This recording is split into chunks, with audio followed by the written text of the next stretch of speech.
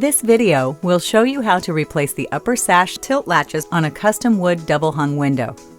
First, open the upper sash all the way. Next, pull the weather strip from the groove.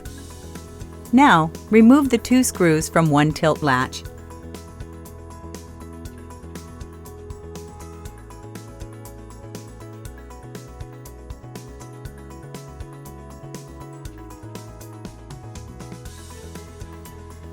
Remove the old tilt latch and install the new one in the slot.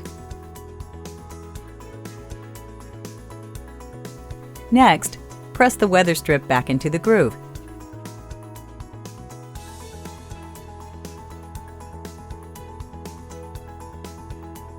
Secure with the 2 provided screws.